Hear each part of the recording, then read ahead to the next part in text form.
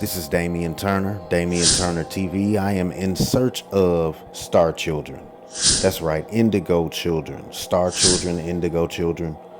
These are names of people in our day and time that are spiritually awakened. They have a heightened theology that is not particularly religious or monotheistically spiritual, the way that it may seem. A lot of times people would classify them to be heretics. So I come from a line of people that have been smeared, character assassinated, slandered. So I know what it is to be slandered. I know what it is for when men revile you and say all manner of evil and wickedness against you. And it is only for the Heavenly Father's sake. It is only for the sake of His dear Son, who people mistakenly call Jesus Christ, whose real name is Yahushua, or some people would say Yahshua, or some people would say Joshua, depending on what the learned adept has come across as far as knowledge and understanding and wisdom. They may have all of this understanding about who they serve, but there are some people in this world who don't and still are trying to get a hold to the truth and understand what the truth is. I do not suffer from the ideas of a pigeonhole religion, a compartmentalization of ideas that will just neatly fit into a 2,000-year-old religion or concept based around a person who was birthed around the time of the Gregorian calendar. Now let's get into the Bible. All right, people, I want to show you something. Adam and Eve replenished the earth. That's right, Adam and Eve replenished the earth. And the clue is in the book of Genesis chapter 9, verse 1. Remember Noah's flood. After the flood, Noah was told to replenish the earth. Noah was told to replenish the earth. And here's the proof. Genesis chapter 9, verse 1, and it says, "And God blessed Noah and his sons, and said unto them," this is God talking to Noah, "Be fruitful and multiply and replenish the earth." Replenish the earth. Now, replenish is a key word because you can't replenish anything if you're the first people. You would be filling the earth. That would be the technical term to use. Fill, F-I-L-L, fill the earth, right? But if you're told to replenish the earth, that means that you have to repopulate the earth. And to repopulate means that there was population on the earth before, meaning people were on the earth before. Well, the word replenish is technically a word that gives away the fact that there were people on the earth before Adam and Eve. So what I want to show you is in the book of Genesis. Check this out. All right, this is Genesis chapter 1, verse 28. Genesis chapter 1, verse 28. As you can see here, the word replenish. "And God blessed them, and God said unto them, Be fruitful and multiply and replenish the earth and subdue it, and have dominion over the fish of the sea and over the fowl of the air and over every living thing that moveth upon the earth."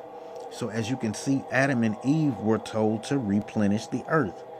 Now that word replenish is a clue that there were people on earth before Adam and Eve. Now why is it that in following translations of the Bible, they try to take this word out? They don't want you to know that fact. They don't want you to know the fact that Adam and Eve were not the first people on earth. Adam and Eve were not the first people on earth.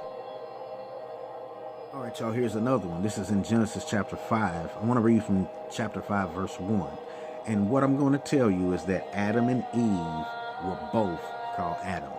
Adam and Eve were both called Adam. So I want to, it's tripped out, right? So the woman took the man's name. So it's kind of like marriage. That's kind of some of the explanations are, well, you know, the woman takes the man's name, so that's why they were both called Adam. But that's not totally the complete history of why Adam and Eve were called Adam. Let me explain it to you first. Adam and Eve were called Adam because they were both Adamites. They were from the tribe of Adamites. So they were both Adam, from the Adamah from the dust of the ground. The Adamu from the original Sumerian creation, the Adamu came from what was known as the Lulu Amalu. The Lulu Amalu were the creation portion of what the Anunnaki created to mine. That's the reason why in the Bible it says that they were told to be tillers of the ground. And he looked around and seen that there was no tiller of the ground. So he created a tiller of the ground, a worker, a miner, a person that would mine in mining caverns to mine back minerals and gold to take back to wherever they came from. Now, anyway, that's another whole story, another whole video. But what we're covering right now is that Adam and Eve were both called Adam.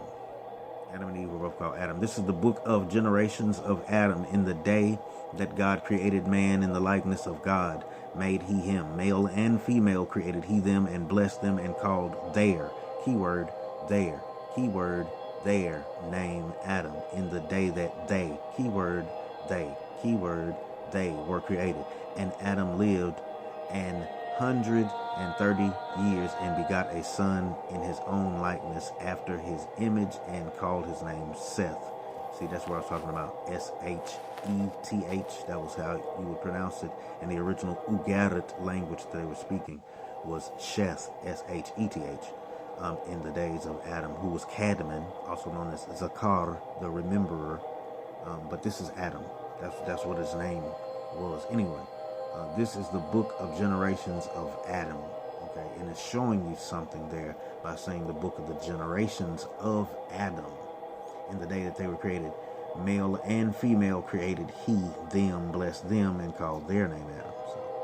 So, blessed them, created them, male and female, created them, blessed them, male and female, blessed them, and called their name, male and female, their name Adam. So it shows you that male and females, it's the reason why when we say mankind, all of man, the whole population of the earthlings of earth, humanity is all summed up under the word man. And it doesn't literally mean the male gender only. It also is including the woman's gender as well. So this is the reason why Genesis chapter 5 is this way. Just wanted to cover a couple of these verses in the Bible. We're going to go to a couple of other ones as well. Oh yeah, this is Genesis chapter 31, verse 28. Genesis chapter 31, verse 28. And it says, and has not suffered me to kiss my sons and my daughters. Thou hast now done foolishly in so doing. So what I want you to notice is the word Roswell that is actually encoded into the words. Roswell is encoded into the words that are here in the Bible. And they are evenly spaced out, each letter. The R is in the word daughters on the second line. At the very end, the word daughters has that R in it. That's the R of the word Roswell. Then you have the word thou. The O in thou is the O in the word Roswell. Then you have hast. Then you have the S from the word hast is the S in the word Roswell. Then you have now, and the W is the W in Roswell. The E from done is the E in Roswell. And then the two L's that are in the word foolishly, the two L's make up the two L's that are in the word Roswell. So it is encoded in the Bible within the English translation, Roswell, well before Roswell was anything of meaning to the world stage as far as extraterrestrials went.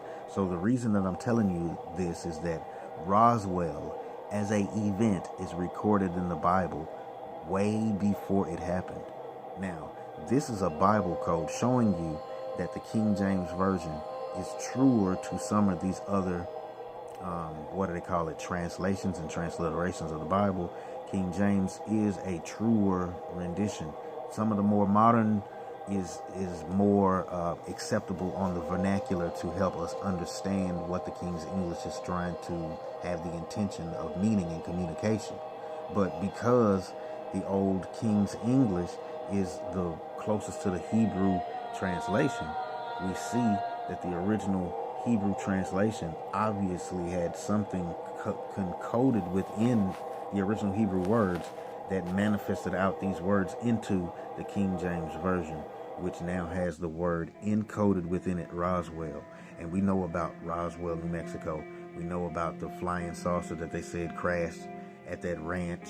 And then they went out there and it was scattered pieces of it. Some people took pieces of it and kept it. And then people took and said that we caught a flying saucer. And then they went back and retracted it and said no, it was a weather balloon. And the man has on one of the pictures, you can actually read the actual writing on the paper from the newspaper. They've actually zoomed in on it, and you can see it's talking about the flying saucer and the beings that they recovered from the crash and everything on the actual picture that they're taking to try to make you believe that it's a weather balloon of the Roswell UFO flying saucer crash. They're trying to make you believe that it was a weather balloon, and the actual man got a piece of paper on the picture from back in the 40s that show you that he was told to make y'all believe that it was a weather balloon on the picture while he's trying to make you believe that it's a weather balloon. So you can go back and actually investigate that. So yeah, this is another verse in the Bible that is very spectacular and prophetic from a standpoint of the UFO phenomenon that's happening in our day and time. Is prophesied in the Bible. Now, how about that, YouTubers? People, hey, like, share, and subscribe. I'm trying to peep y'all to something going on with the Bible that is of an extraterrestrial nature. Like, share, and subscribe. And also comment. Comment down below. What do you think about this? Say, hey, it's hogwash. I don't believe it. Hey, it could be something to it. Hey, I believe in aliens. I don't believe in aliens. Whatever. I don't care what your comment is. I'm not trying to get on to you. I ain't trying to call you out. I just want you to, leave me a comment. Tell me what you think. Like, share, and subscribe. Damien Turner TV. We out.